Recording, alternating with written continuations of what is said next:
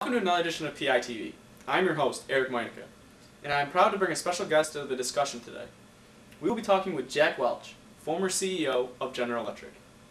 Mr. Welch, I would first like to say that it is an honor to talk to a man of your caliber. Not many people can say that they took the reins of a global competing company and in 20 years increased its revenue by $260 billion. Well, thank you, Eric. I'm glad to be here today, but please call me Jack. Letting people know what truly made me passionate and how I took on leadership roles is always a great experience. Where would you like me to begin? Well, first, I would like to ask you what your vision was when entering the CEO role of General Electric in 1981. With a company that was very strong in its markets, it must have been tough to keep it and push forward mentality. You're exactly right, Eric. You have noticed that in the past decade, many companies that were in the same spotlight stumble for that exact reason. Getting comfortable in your market is a sure way to failure. My vision when taking the CEO position was the same as it has been for any job. Whatever it is, we're going to be number one or number two. If we can get to that mark, fix it, sell it, or close it. The ideas that get us there have to be easily to get across to the other people, even if it's a cocktail party. But foremost, I wanted GE to develop a big company body with a small company soul. Many people called you Neutron Jack, referring to the neutron bomb that devastated populations but left buildings intact. Everyone is aware of your massive layoffs of over 130,000 employees. How do you defend that you are not only a man for the company, but also a man for the people? Well, Eric, first and foremost, my vision was to be number one. The bureaucratic style set in place in GE when I came was way too structured for my liking, and consistent of a lot of inefficiencies. Some jobs had to go, some companies had to go. That's the nature of the beast. Recently, I got the opportunity to read Reframing Organization by Bowman and Deal. I found it very interesting how I was able to see a little of your style in each of the four frames discussed in that book. It's funny you mentioned this book, Eric. It has been a staple on my bookshelf since the first edition. And I agree. When I read the book, I can fit myself into certain frames depending on which part of my leadership method I was thinking of. Looking back, I would say my leadership style integrated the frames, but try to get away from GE's political styles that were around me, that were around before me. Interesting. So you tried to use the three other frames, but got rid of the political frame. I like that. Many people talk about how you were strict and very intimidating. I've heard many stories. But I've also heard about the softer side of Jack Welch, considering the training sessions at Croton-on-the-Hudson training grounds and the town hall style meetings. Tell me how you took on the role of a human relations officer and how that helped in the growth of GE. One thing that I've always felt was important, and I suppose it has been vital part of my leadership style, is to see personal growth within my people. I want people to work successfully and efficiently. You must initialize growth within them, a sort of self-actualization. Croton-on-the-Hudson, it's a training center where this exactly happens. I go there and talk to hundreds of up-and-coming managers. I teach them and they teach me.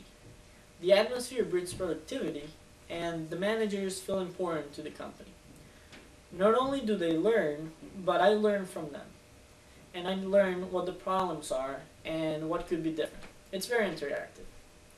It is similar to a town meetings that you were mentioning, where people vent their frustrations. I also want people to feel connected to me, and that's why if I need to speak to you, I do it in person. And I usually don't use my secretary to contact you. I just call you myself. Also, I handwrite any letter that goes out to people. It's these interactions that make people feel wanted. It's very human resource oriented. I like that.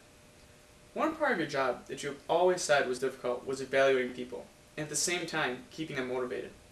Tell us how you accomplish this. Well, this is always tough, and it's hard not to be partial, but structure is the key, and it's the easiest way to explain it. I feel, and still do, that people around you should know how they stand. If they know that they need to grow and you give them the opportunity, so they will. Making them believe my thoughts is easier than people think. I handwrite multi-page evaluations saying what I like and where I think they could improve, never using the words like dislike. And I also met with them on a quarterly basis so they knew where they stood at all times. So the annual evaluation didn't just jump out of them. This was the same for every person that I evaluated, consistent and structured. As for motivation, everybody is aware of my controversial 20-70-10 rule that I use. The top 20, the average 70, and the underperforming 10. If you worked hard and you got on the top 20%, you were rewarded with substantial economic incentive. The middle 70 were told that they could improve to move up and get this incentive. And the bottom 10 were suggested to move on. No one wants to be in a place where they are not wanted, so generally they just left on their own. That's interesting. Many times you've been quoted as saying, winning is everything. How do you push this feeling onto those below you? Well, the key here, Eric, is to relate it to life. People don't want to be on the losing sports team. I want to look at and let others look at GE as a team in a very competitive sport. People can relate to that metaphor and it makes them work harder and more passionately. If GE is the winning team, they win. And know that what they did got GE there.